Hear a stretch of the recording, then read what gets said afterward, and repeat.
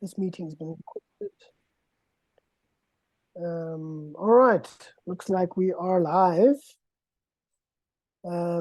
Welcome, ladies and gents, to yet another CHRO South Africa webinar. As you know, my name is Sungula Kabinde, and today we're going to be discussing the changing face of HR. We have a very interesting panel that's been put together to discuss today's topic. And before we start, be sure to introduce yourself as per usual. You know the drill.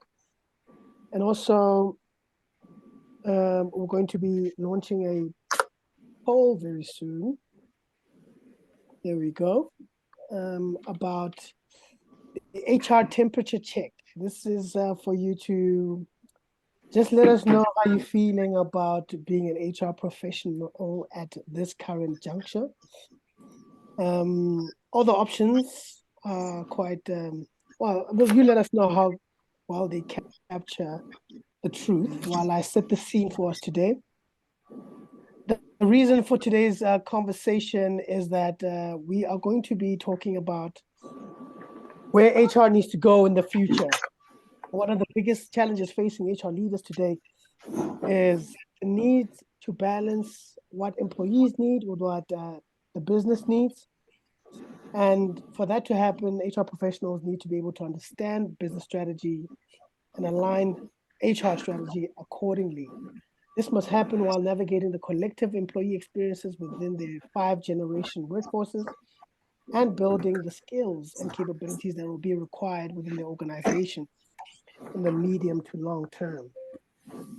So, with that in mind, today we'll be exploring the findings of SAGE's 2023 Changing Face of HR report, which polled over 1,000 HR leaders and C-suite executives to uncover how HR is changing and what success looks like in today and tomorrow's new world of work. The research reveals, among other things, that 63% of C-suite executives still view HR as being quite administrative, which is something I was shocked to read when I first saw some of these results. For those of you who are jumping on, I hope you managed to introduce yourself in the chat.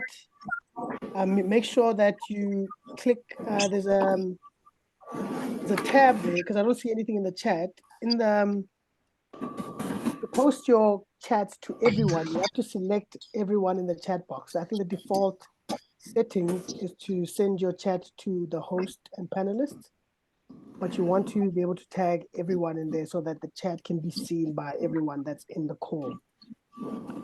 All righty, so now to introduce our esteemed panel, Sakeena and Gerhard, do you mind just introducing yourselves and what you're looking forward to sharing today? Gerhard, we can start with you. Sungula, thank you very much. Good morning, everyone. My name is Gerhard Hartman. I was busy typing there in the chat to say good morning to all the participants. It's great to see the numbers growing. And as Sungula said, there was a quick poll. We wanted to do a temperature check. But who am I and why am I on the CHR webinar today? So as I said, my name is Gerhard Hartman. I look after our medium business at Sage South Africa. That's specific for South Africa, Africa, and then the Middle East. Very passionate about having customers that invest in technology, but at the end of the day, not just the technology, but the people behind driving the technology. I've been with the business 23 years in various positions, and I must say it's a privilege to work for Sage, but it's always great to connect with customers. I know some of you joining the call today will be Sage customers, and some of you maybe not, but I really hope you find the insights into the presentation that Sakeena is going to be doing on the research that we've done recently. So Sakeena, with that, I'm going to hand over to you. Thank you so much and good morning, everyone. Thank you, Sungula, for the brief introduction. I'm Sakeena Adams, the Strategic People Business Partner for AMEA, with nearly 2 decades experience in the people function and absolutely passionate about change management, org design, executive and management coaching, as well as driving the high performance culture as my main focus is in the sales function. I'm going to hand over back to Sakeena just to share the thoughts on the temperature check before I actually give a brief introduction around that as well. Okay, now seems ready to publish the poll here. Having a bit of a gremlin with sharing the poll results. Where are the poll results? Check polls. Okay. Something is happening with my poll. It's not allowing me to share the results. Are you guys still able to answer the poll? Okay. All right. I think we're going to have to just move on a little bit while I figure this out. Sakeena, do you mind just going straight into the temperature check while I try to get the poll results published in the meantime? Share my screen quickly. Give me a second Yes. for that. So what I'll share is what we have. Oh, there you go. There we've finally got the poll results going. You got it? There they are. You can see them. It says 50% have said the last couple of years have been challenging. 14% have said I regularly feel stressed. 10% say I'm personally burnt out. 6% say I'm considering leaving HR, and 3% say it's too much work. 17%, surprisingly, have said none of the above, and we can chat some of their answers in the chat. So while we go through that in the chat, you can maybe present what your research has revealed. Absolutely. Give me a second for that. Once you can view. Yes, we can. Perfect. Reviewing our HR temperature check is not a surprise that as majority that 95% HR is too much work. Given the time of year of how the world has been evolving and trying to keep up with the market, what is required in today's business as well as what is expected of us as HR professionals is not surprisingly that the numbers look so steep. When we're reviewing the conducted study on screen, during the last year or so, it has been absolutely challenging to say the least. HR leaders told us that they feel stressed, burnt out, and are considering leaving the profession. 95% of the HR leaders say working in HR is just simply too much work and stress. How can we not feel this way, right? Coming from a pandemic, moving from remote working to office to hybrid model, all of this change has been happening. Giving the temperature check, studies have shown that it matches the studies conducted as well today. I'm absolutely excited to have an engaging session with you all to provide you with a study that has been conducted by Sage. Give me a second. Sorry. Our HR agenda today would be about the Sage new research, HR today, the future of HR, and then we'll move over to solving the HR challenges. Over 1,000 HR leaders and C-suite executives share their candid thoughts, including what's been keeping them up at night and their hopes for the future, with 49% being small businesses and 51% being medium segment businesses. The study was conducted in various industries, namely professional services, financial services, insurances, and so forth. HR today. Despite facing enormous challenges, about 57% HR leaders say they greatly enjoy working in HR. And what is there not to love, right? Besides still being seen, as mentioned, as an administration function, other than partnering with business, having a seat at the table, and setting your portfolio up for success. You're leading in times of accelerating change in the HR function. The rate of change in HR in recent years has been eye-watering thanks to the pandemic and shifts in the workplace and the world itself. 91% of HR and C-suite leaders say that the role has changed dramatically over the past 5 years. Around a third of HR leaders and 40% of C-suite told us they don't think these drastic changes will slow down anytime soon.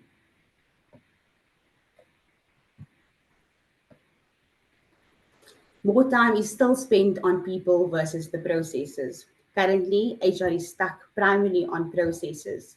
Respondents universally recognize that HR needs to evolve from predominantly in administration function to take on a more strategic focus with a greater consultancy role in companies today. However, most also pointed out that the balance today often tips in favor of the administrative more than that they would like. And why not? To have more of the focus on our people in our organization, but how do we do this if we given template after template, Excel sheet after another to complete? Wouldn't life be so much better or simpler if we had automation and systems in place for it all? But how? Having systems and automations in place don't only free up time for ourselves to focus on our people, but to ensure we are providing the best possible leader experience when we are guiding our business with tasks to complete for the business. And this has been, as myself, I've been no angel. And at some point, the business told me that 80% of the admin comes from the people function. And some would actually say 90% of the admin is actually from the people function as well.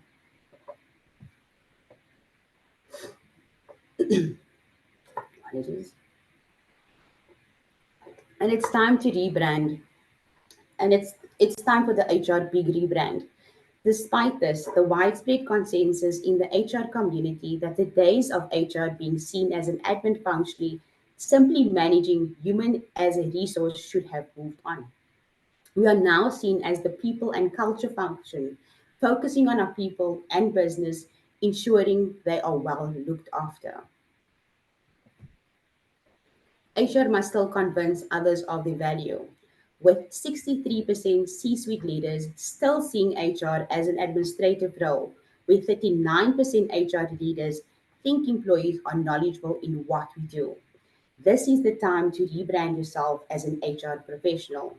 Ultimately, we are there to set your business up for success, to support where needed, not supporting doing the leader's admin, but working on proposed org structures, ensuring we are supporting our colleagues during a change as much as possible, guiding and advising to utilize our colleagues in the right role at the right time, that we develop our top talent, working on succession plans to ensure we have business continuity, strategically focusing on each portfolio, as we all know, one size does not fit all, ensuring we are competing with the market, and our main focus to driving all this is the understanding the business we support.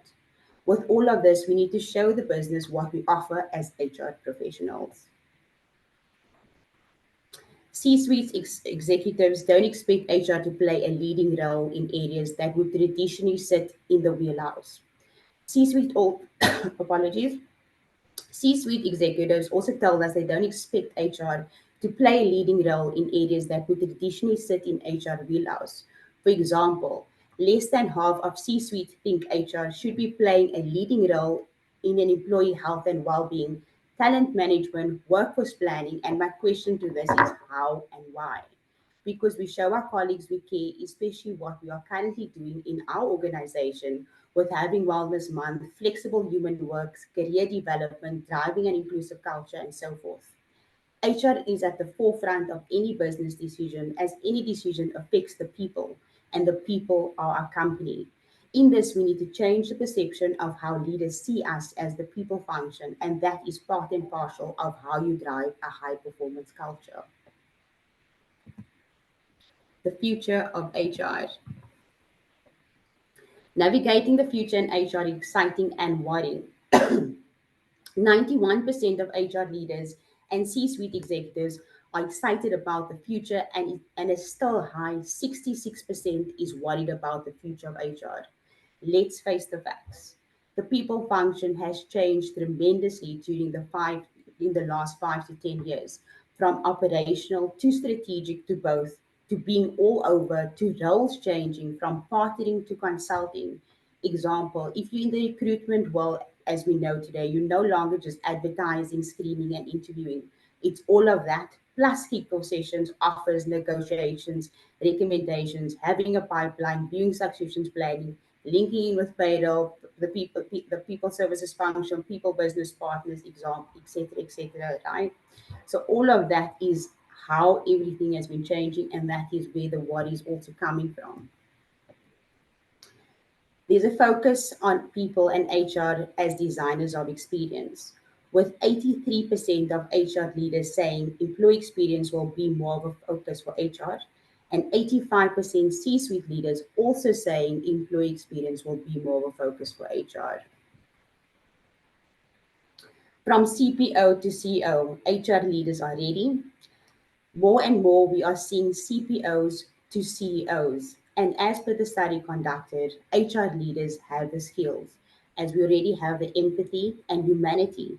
And having that skill is key leading an organization as well as the understanding of how the business operates today.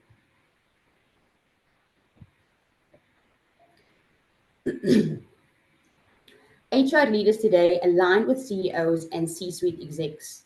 Our research shows that talent management remained the top priority from both HR and C suite in 2024.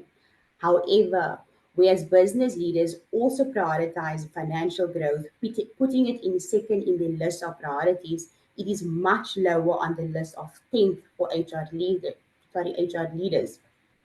And with that, HR leaders need to focus their time on in order to attain business acumen is focusing on the financial growth of a company as we know, nearly every decision is related to cost saving and growth of the revenue.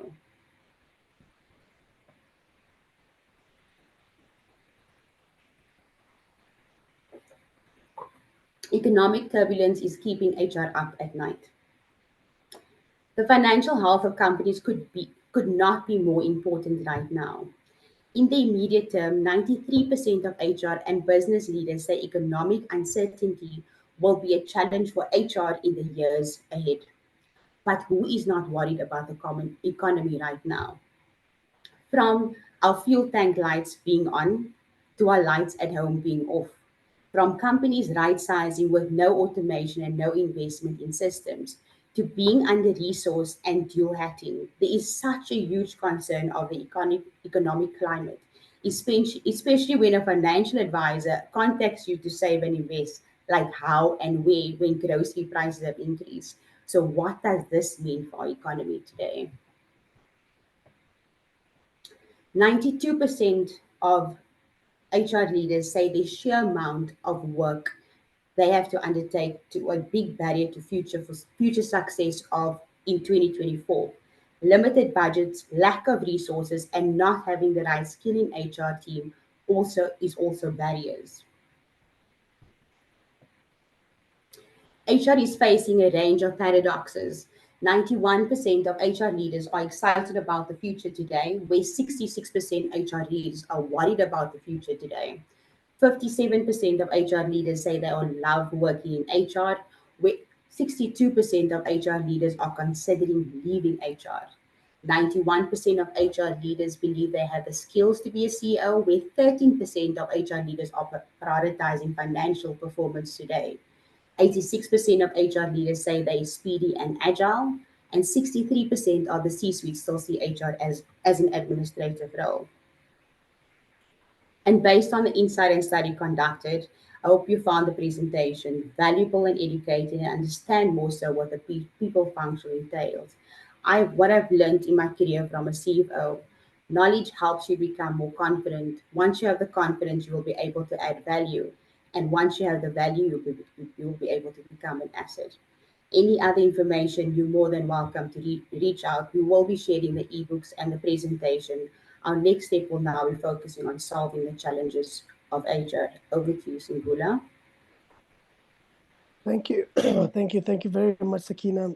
I'd like to call Gerhard back for the one of you has some kind of feedback with your sound.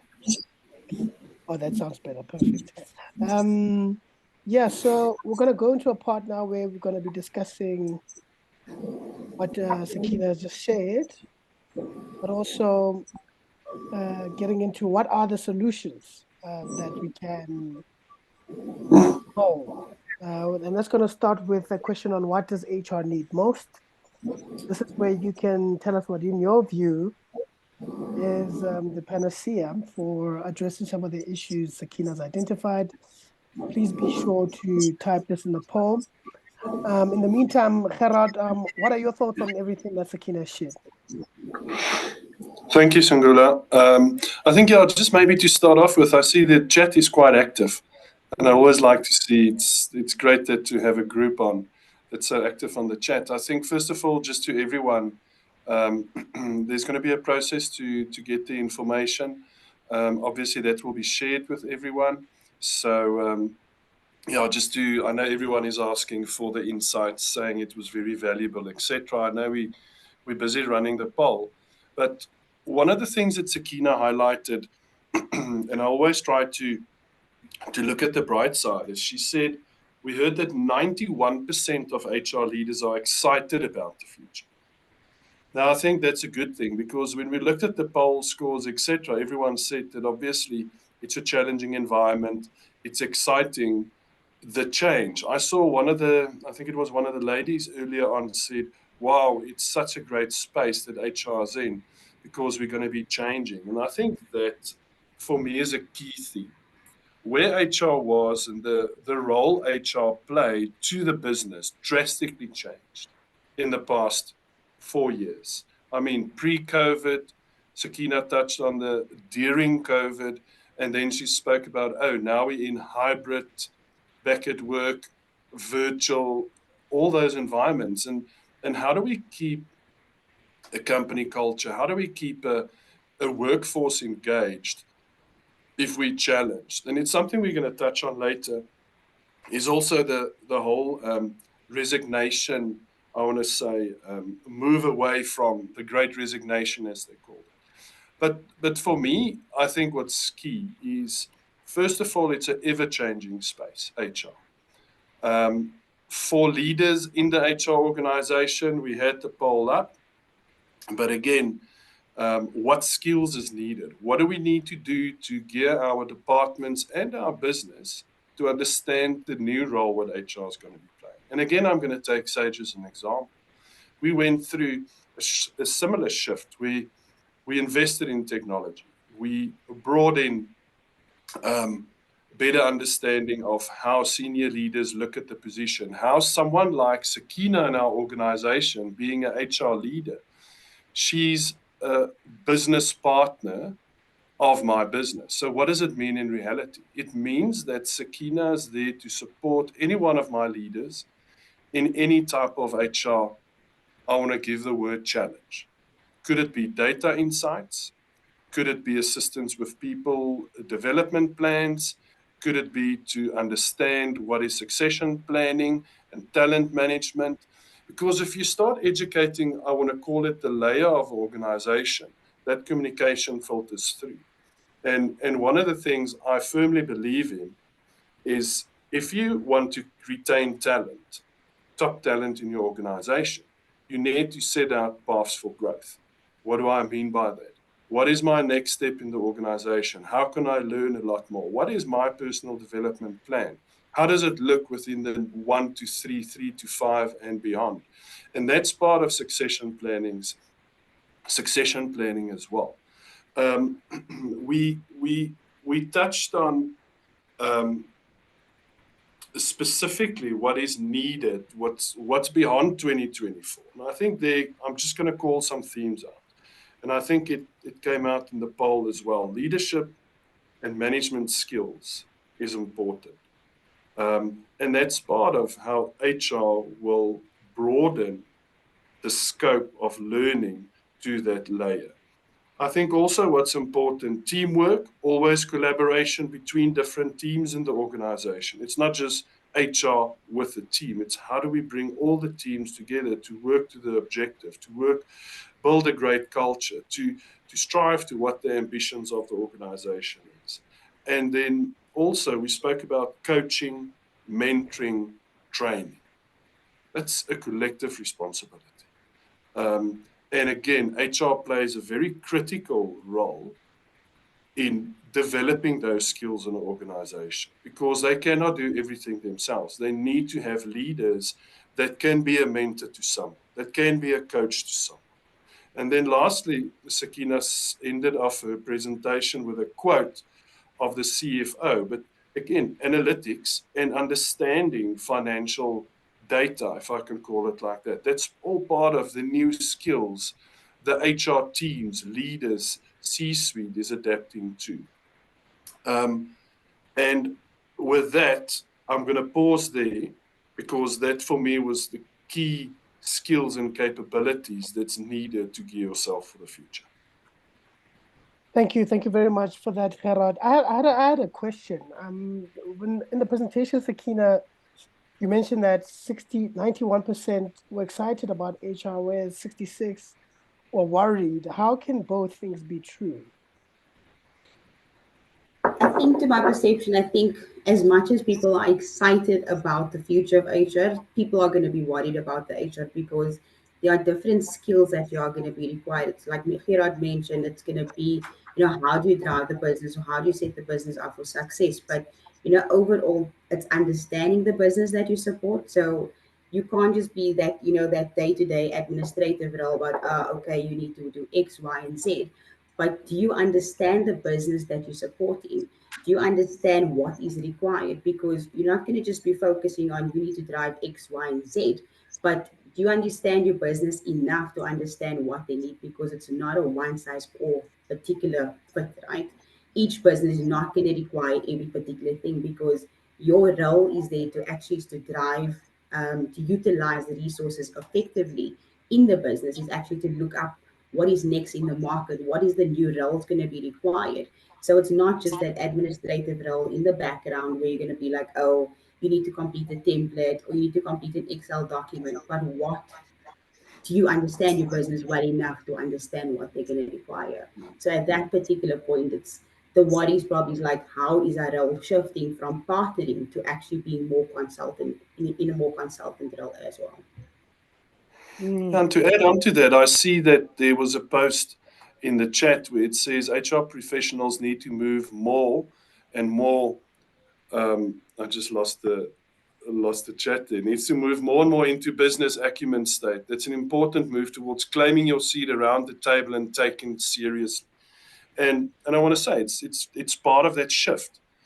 It's HR, Sakeena touched on it, said HR has been seen as administrative. And how do you make that leapfrog or that shift towards, oh, I have a seat at the table, part of the strategy understanding? And I think it's twofold. One is building the skill of the teams to be able to have those conversations. Is it with normal managers, maybe a little bit senior, or around the C-suite table, depending on the size of your organization? But for you to do that, there's new skills required. Part of that is also not just the skills portion, but to have data available. Remember, how do we make decisions in organization? We make it based on relevant, accurate, I want to say real-time data. And for you, as an HR leader, that is part of what you're going to need to have, that insight in people, the insight into the organization. And you can lead by that change. You can have metrics available to say, listen, we see in our business, we have a skills drain. How do we stop it? How do we attract new talent? What do we need to put in place to be seen as a company that attract top talent? That you as a HR leader can drive. Because none of the C-suite at the end of the day is expert. HR is the expert when it comes to people development, etc. So yeah, it's ever evolving for me, and I think if we look at businesses that we engage with, and if we look at ourselves as Sage, we see that change, that adoption. I've been working with Sakeena as my HR business partner for nearly 5 years now. And the journey we started when Sakeena was HR business partner versus the journey today is completely different. And what do I mean by that? She provides me the insights to make sure when we look at attracting talent, when we look at succession planning, when we look at performance management, that it's equal, it's right, it's the latest, and we use then that intel and filter it through to the managers having the conversations with the with their different colleagues or employees. It sounds difficult, but it's actually so simplistic. Because why? We had a handshake between myself and Sakeena to say, what do we need to focus on? We do surveys in Sage regularly where we get input from colleagues to say, oh, we like this in the company, we dislike this, can we change things? We take that feedback very seriously, because if you give a platform to a colleague to give feedback, you need to respond on it, whether it's maybe something practical or impractical, but you need to address it. Otherwise, why do you do a survey? So for me, it is that handshake is important. And then set a plan in place. Rome is not built in 3 days. So let's make sure we put a long-term plan in place that's practical and simple. Because the more simplistic it is, the better the execution. And I'm gonna pause there. Thank you very much, Gerhard. I'm just going to come back to the poll results here. On what HR needs most, 34% say investment in technology and more technological know-how within HR are the key to advancing the profession. And then the second there was better support from senior leaders with 29%, and we have 13% saying increased upskilling within HR, which also speaks to the technological element. Now, we see that technology is a very big factor in the way forward for the profession and many other professions for that matter. But what would you say, Gerhard, is the limitation that HR is facing with the adoption and ability to effectively leverage technology? So I want to be a bit controversial there. I'm going to answer the question in 2 parts. The first is the adoption of technology in today's time, world, cloud technology, etc., is actually very easy. Everyone I know is going to go and do their research. They're going to find a provider that speaks to their business needs for the long term. And then you're going to do your own research and decide on the solution that you need to do. And that's quite easy. And I want to encourage you, if you haven't started that journey, it's never too late. There's nothing like, oh, we've missed the bus on technology, we can't invest in it. Please go and do your research. What is needed in your organization today? Maybe it's so simplistic, it's just to say, oh, we need one central database of all the employee records, not in an employee file anymore, but loaded in a system. Boom, that's our first step. Go and do your research. That I want to encourage everyone. And I've seen the names. Everyone is at a different phase. There's multinationals, there's smaller companies, there's startups. So start what's applicable to your journey. That's the first. The second thing is then always the budget and the costing comes up. So put that plan together to say, what are the problems we're going to solve in the organization by investing in technology? And we're creating a new career path or a succession planning or a path to growth for our colleagues in HR to learn a new skill, for leaders or employees in the organization to learn a new skill. I mean, if you buy HR software and you look at one of the functionalities, not to get into the operational side, but why print a payslip if I can send it via email? Secure, boom. Makes everyone's lives easier. That's part of investment in technology, and that gives everyone the insight and platform to see their own payslip secured in a view. And that's something practical, tangible that everyone needs. And that is what the technology brings for you. But back to the skill again. So how do we implement? How do we roll it out? That's all part of the plans you need to put in place as your motivation for the budget to get the technology. And don't think technology is just always overpriced. It's not about just the price. It's about the value add into the organization where it's going to free up people's time to do something different. That's part of the value add of bringing in technology. And then lastly, I touched on it earlier, skills transformation. So what skills do we need? Those analytical skills. Is it financial or people? Cloud HR, that's part of the technology piece we touched on. What do I need? And then lastly, the employee self-service. I touched on it now as well to make it practical with a payslip, etc. And that's the first step maybe of putting the foundation in to have a technology roadmap into your organization.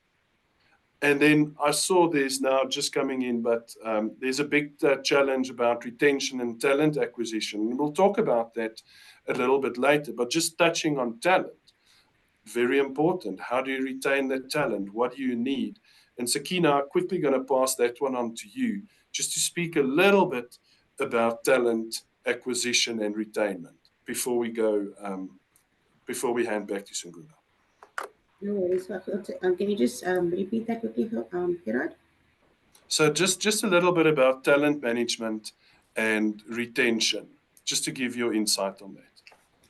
So retention to me, it's what are we doing in order to retain our top talent? And I think from a company perspective, we invest very highly in our top talent. Whether it's developing in their careers, developing them on being a potential successor. What are we doing around retention as well? Because if people think about the retention, people automatically sometimes think money, right? Retaining our people is not actually just about money, giving them a retention bonus, but it's actually looking out at our EVP, which is employee value proposition. Are we looking at our benefits enough to retain our people? Are we actually providing them with flexible human work to retain our people? Because more and more so, people are actually wanting to go to companies that is actually either remote working, flexible human work. Nobody really wants to do that 9 to 5, Monday to the office. I think all of those particular things around talent management, looking at succession plannings, looking at all of our different around performance management as well. I think those are all things related to that particular thing, but ultimately it's looking at your EVP. I think a lot of people just sometimes move for salary, where it's three particular things: looking at the culture of the business, looking at your reporting line, and also, of course, it's going to be the salary and those kind of things. But there's ultimately 4 or 5 particular things in order to let people leave. And a lot of people actually say, it's around the benefits and what the company actually invests into the colleagues, and also it's around growth opportunities. A lot of the things that we also seen is around growth opportunities, especially if you're in a flat structure. But what can you do in order to retain your people? Are you actually giving additional roles and responsibilities to your colleagues? Are you actually growing them? Are you actually investing in your colleagues to actually get to the next level? Because even though you're actually in a particular flat structure, it doesn't necessarily mean that you actually need to grow them within the company, but that you're actually investing in them to actually grow, whether it's inside of the company or out as well. Lovely. Thank you for that answer, Sakeena. There's a question that's coming up in the chat. I mean, we'll address most of the other questions later during the Q&A section. But one which is pertinent is with regard to the research. People are asking, does this research reflect the South African landscape, or was the research taken globally? So we did the survey globally, but there was a portion, obviously, of South African companies included.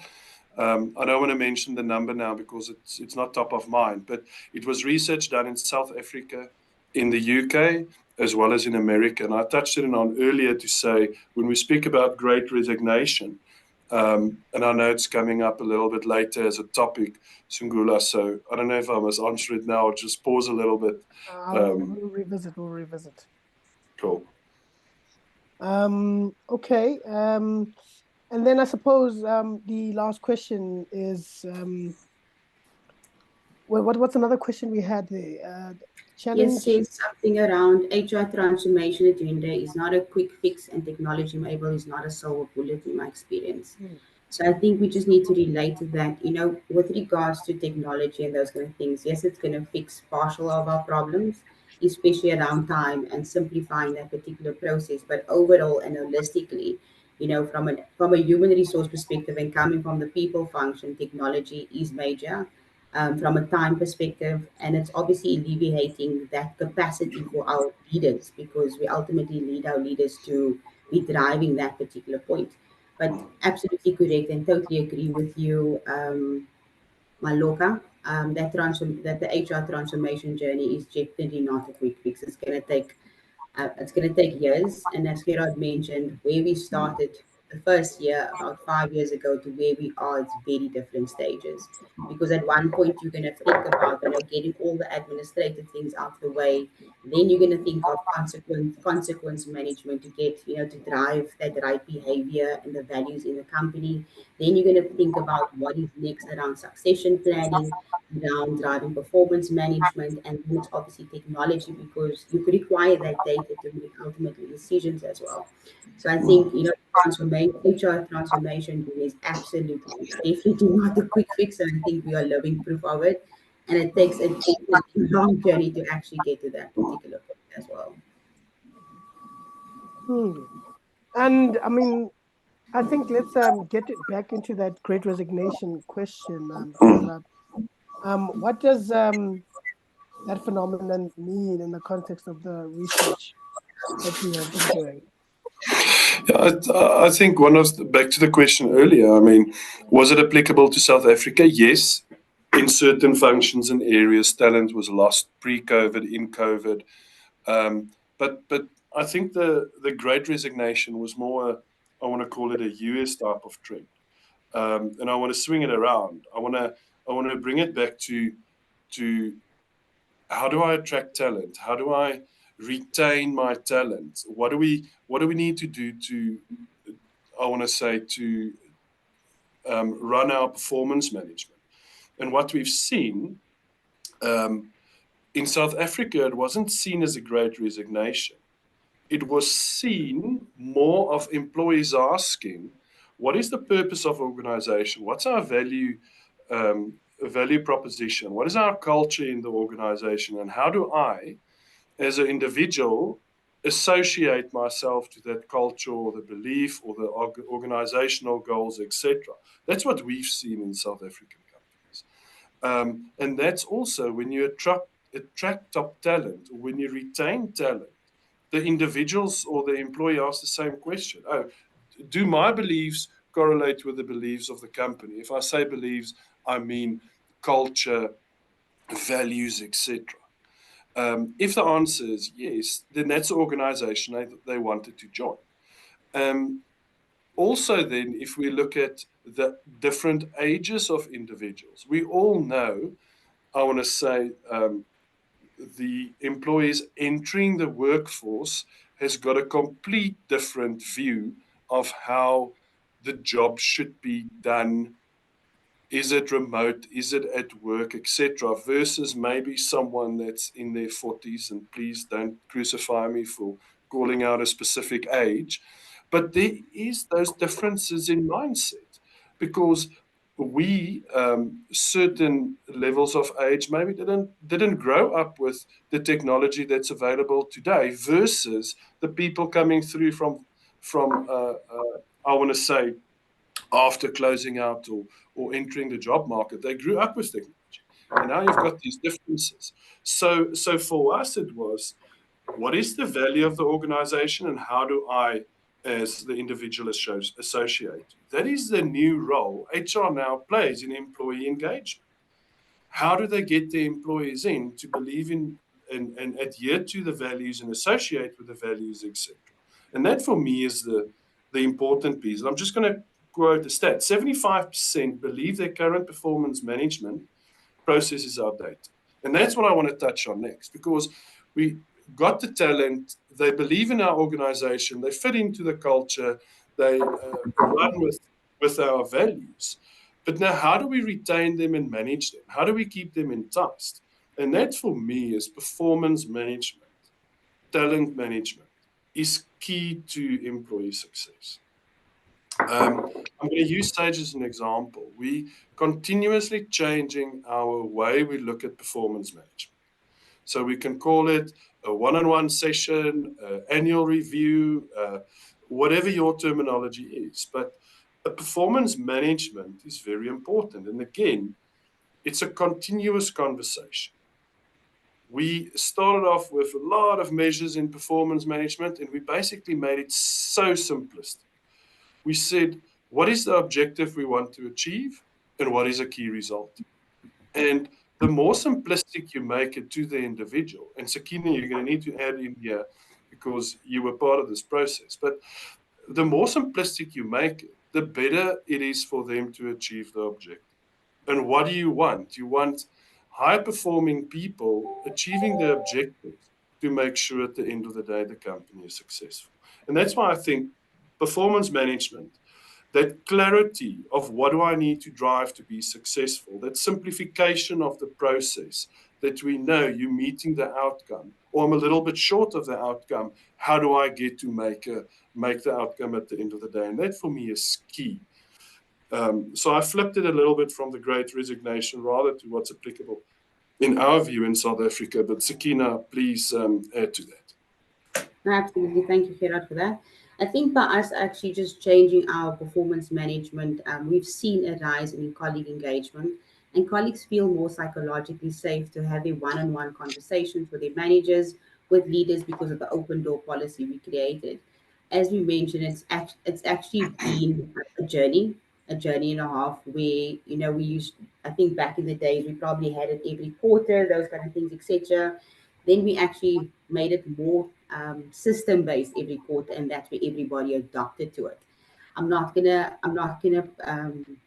paint a rainbow picture and say it was easy, because when, before technology was actually introduced, people were doing things on Excel documents and those kind of things, and it became, the process was absolutely tedious, where managers were actually not really doing it because it was just too much admin. And we've seen when we adopted systems, those kind of things, managers became more for it. Colleagues became more for it because they were able to add, once the manager gives feedback, colleague can give feedback. There's regular interactions, there's one on one. And once we actually adopted and we got it right for, I think it was on a quarterly basis, we actually now move to a biannual basis, and it just makes it simpler and more lighter. And by doing a biannual, the performance review, those kind of things, it doesn't mean that there's no one-on-one conversations continuously happening. It doesn't mean that you're not doing check-ins and check-ups. It just, there's more interaction, there's more engagement. And the owners now don't only lie with the leaders, but it lies with the colleague as well. Because if you want to have a one-on-one and discuss certain particular areas, you're more than welcome to do that. It's not only the leaders now that are scheduling maybe weekly catch-ups or bi-weekly catch-ups. Now the colleagues that's also doing that, because it's an open door policy. If we need to chat, and what we've seen also, because we became so transparent, and I'm speaking specifically also just in Gerhard space as well, that even though Gerhard is the VP for sales, everybody respects him. But a colleague is not fearful also at that particular point to come up to Gerhard, can I have maybe a 5-minute conversation with you, or those kind of things, because of that transparency, because of driving that performance management, being open and interacting and having that continuous engagement and interacting, etc. as well. Over to you, Sinkula. Thank you. Thank you very much, Sakeena. We're going to move on to the Q&A section now. We're going to be addressing some of the questions in the chat.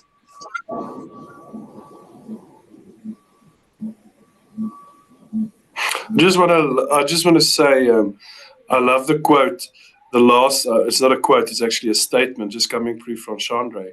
Technology cannot drive change, human beings drive change. Technology is a tool used by human beings to assist in change drive. Yes, I give it a thumbs up as well.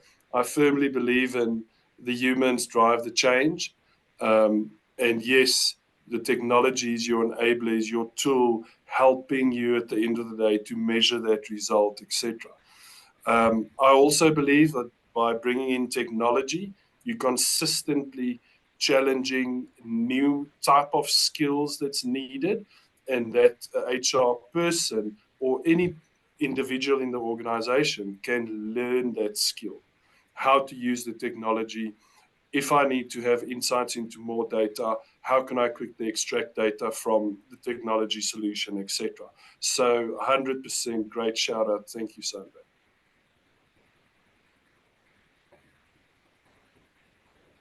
Sungula, you muted. Sorry.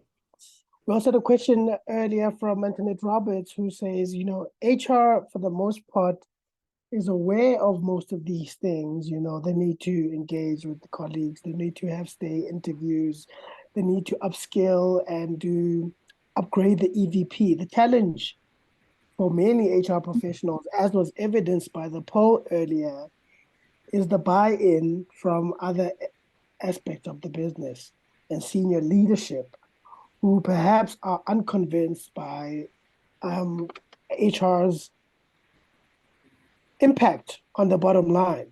Because I think there was another comment here as well about there isn't really a tangible return on investment when it comes to various HR initiatives. So how does HR really position itself as a strategic player by demonstrating the impact of whatever programs or spend that they're doing to enhance the productivity, efficiency, and well-being of the employees? It's a tough So, one. So yeah, I'm trying to. I always want to make things practical. So Gula, no, it's a tough one. But you touched on something, a word, well-being, well-being of the employee. So how do you motivate, and what is part of your, I'm going to say, your plan you put together for the management to accept? Now, I believe in employee well-being. So what is that? How happy is the employees working at your organization? How do you do that? By doing surveys. Then you're going to get certain information out of the surveys. This is not something HR made up. It's something that the employees in the organization is telling the organization, thumbs up on this. We can do a little bit better here. We don't like this. Use that as part of the motivation, because at the end of the day, let's say, for instance, we see that employees is not happy because they feel the um, only working from work policy isn't good enough. Then you can introduce a hybrid policy, but it came from the employee. Again, if you need to introduce that policy, maybe you're going to need to measure the happiness of the employees in 6 months' time again. And slowly but surely, you're going to start driving the well-being of the individual in the organization. If you've got happy employees, you're gonna have a great organization, and they're going to work the extra mile. If there's a crunch time and maybe someone needs to work overtime or late hours or whatever, they'll be ready for that because they love the organization. So, how do you make it practical? I think those surveys get the insights. Maybe it's going to show that you need that technology investment at the end of the day, and you start laying the foundation. It's not everything all at once. And I also want to say, go and look at solutions, technology solutions. It's not that expensive. For startup businesses, for medium to large size organizations, go and look at it. I think there's technology available in the market that will fit your budget at the end of the day, and start that journey as we said. Um, Sakeena, some input on the question as well, please. Yeah, I think ultimately, to get the buy-in, it's absolutely the how you do it. Once business understands, what, say, for instance, driving particular wellness is going to do for the employee.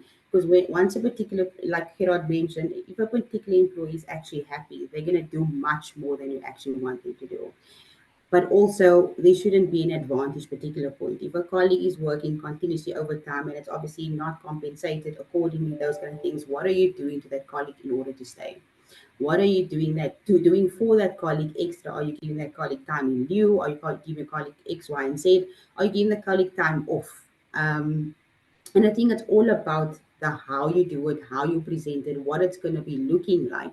And each particular scenario is very different on what you're going to be presenting, what you're going to be requiring. But ultimately, it's looking after the colleagues. Because, like I mentioned earlier, and I think Gerhard he knows is about, I'm very passionate about our colleagues, and the colleagues is the forefront of every single thing. For myself, yes, we need to focus on business, and yes, we need to focus on the colleagues. But I always ensure that I do what is right, especially for our colleagues first and foremost. Because at the end of the day, we need to drive an inclusive culture. We need to care those kind of things, etc. Because there's no point, yes, you're making the number, but are you looking after your colleagues? Because your colleagues are the company ultimately. And I think over the years, a lot of companies has gotten that right. A lot of organizations are still struggling with that, where it's just about the number, just about the target, just about X, Y, and Z, and they're not really focusing on the people. And once you focus on your people, the less you actually going to see that great resignation, the less you're actually going to see people shifting from one organization to another. And that's where people actually start staying. because people feel not just comfortable, but people actually feel that they want to be there, they want to do more, and those kind of things, etc. as well. Lovely. Speaking to your point on surveys, Gerhard, we've had two comments. Joyce has said surveys that are frequently done and feedback not given to employees can be detrimental, which is one point. Now, CP also says, how do you drive communications of the actions that have been done following the surveys? So basically, to demonstrate that the organization has listened to employees. How does that typically happen? Yeah. No, definitely. I fully agree with the first statement. If you do a survey, that feedback you need to give, even if it's we received your feedback and we're still busy looking at the feedback, even if that's the answer, give it because you're going to lose the punch and the trust at the end of the day. So the punch is getting the info back. The trust is to say, thank you for responding. This is what we're going to do about it. Now, it ties back to the communication. Depending on the results, obviously, maybe something is quick win, something is going to take longer. Communication back within our organization, we have formal communication sessions where we said, okay, we received the survey. These are the areas that employees is happy with. So thank you for that feedback. These are the areas we need to improve. What is our action plans? And we track them. Sakeena supports me in that communication plan. Some of it is face-to-face. I say face-to-face meetings, Teams meetings, email responses, etc. It depends on the platforms we're using, but that communication is so important. And then also time your surveys. Maybe you do a survey twice a year. So between the two surveys, make sure that you consistently communicate. And I say, don't be scared to communicate, rather to be honest and say no progress than no communication at all. The no progress is a better answer. So yeah, I agree with the second part as well. Constant communication. It filters through. It's not just the leaders communicating it, it's the managers in the organization, the team leads, etc., speaking back to the individual teams to say, we know you've raised this. This is our action points regarding that. So making it a little bit more practical. I think just to add on to that, Gerard, as well, it's also from an HR perspective, from a people function perspective, is holding the business accountable to those responses. Is actually, yes, they say they're going to do it, but it's holding them accountable, doing that check-ins with them, because ultimately it is their responsibility. We are there to help, guide, and advise, and also provide, those great ideas and those kind of things. But it's ultimately us, holding business accountable to actually, once you actually voice it, to actually keep them accountable that they're actually going to be doing that as well. Okay, lovely. We're going to go to some other comments. Timbile has talked about ensuring compliance and how it's becoming more challenging with everybody thinking that HR is easy and that they can do it. They can do things that are against the rules, regulations, and even the law with no repercussions because business is bottom line driven. So if I can summarize, there's an element of thinking that HR is able to cut corners because their role has no impact on the bottom line. So maybe they're not as important as other functions. Comments on that? So I disagree. Yeah. It's completely HR needs to be compliant. They're the gatekeeper to make sure that everything that needs to be reported back to SARS, skills development, Department of Labor, etc. Unfortunately, if they cut corners, there's going to be hefty penalties potentially to organizations. So no, my short statement is be compliant. Don't Yeah. think HR don't need to be compliant. You make a big mistake, but empower HR to be compliant. And what do I mean by that? Again, to adhere to some of the legislations within the country, it's not simplistic, it's very complex. So give them the tools, the necessary technologies, whatever is needed to drive for that compliance. Because otherwise, yes, it's going to look like they cut corners, but they actually couldn't fulfill their obligation towards the company and towards the country. Absolutely. And I think I absolutely agree with you, Kira. I think at the end of the day, we definitely cannot cut corners. especially when we're dealing with various countries and those kind of things, we need to be compliant. We need to adhere to their particular policies, even our own policies, etc., etc. But overall, we get audited as well, so we definitely cannot cut corners in that particular aspect. Even though people think we can, we actually can't. We try to do miracles as much as possible, but overall, yes, we have to adhere to policies and procedures.